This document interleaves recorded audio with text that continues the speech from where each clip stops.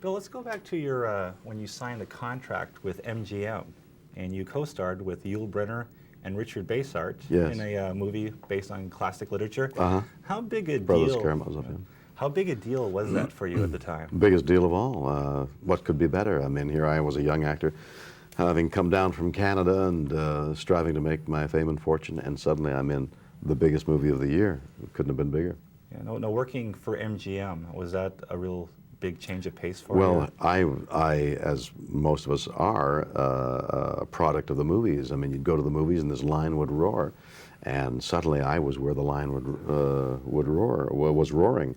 And they wouldn't let me in the studio. The guard at the gate, whose name was Ken Hollywood, wouldn't let me in the gate.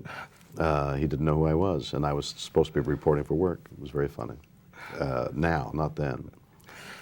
Well, let's go back to the first Star Trek motion picture. Let's do that. Yeah, I remember at the time it seemed like it took forever to get that project off the ground. 10 years.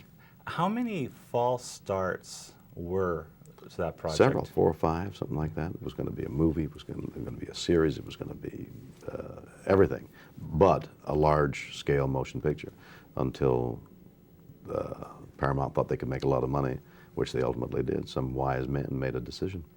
Was that frustrating for you that it took that long to get that off the ground? No, I was busy doing other things, and I never expected it to go anywhere.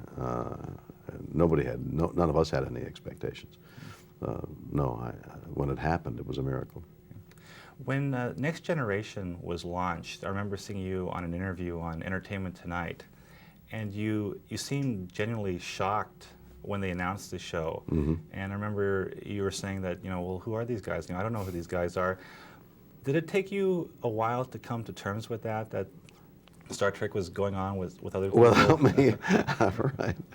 I didn't. It wasn't like something that was uppermost in my mind. I was concerned with raising children and riding and staying on top of the horse.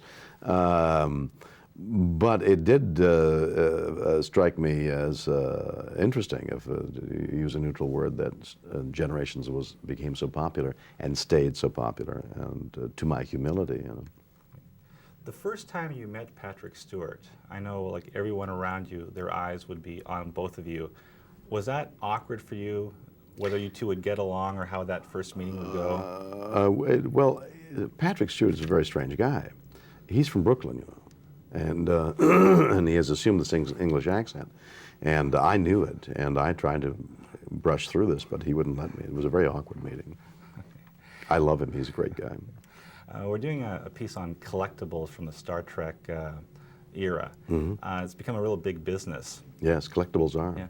From the original show, did you keep... Nothing. Nothing? But there's a telephone conference call card that is being put out by the Future Call Company that has Star Trek faces on it, and that seems to me to be eminently collectible. Okay, and one final question.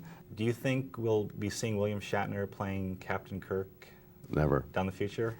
Impossible. The Next Generation is taking over with this Brooklyn-born leader, and what can I do?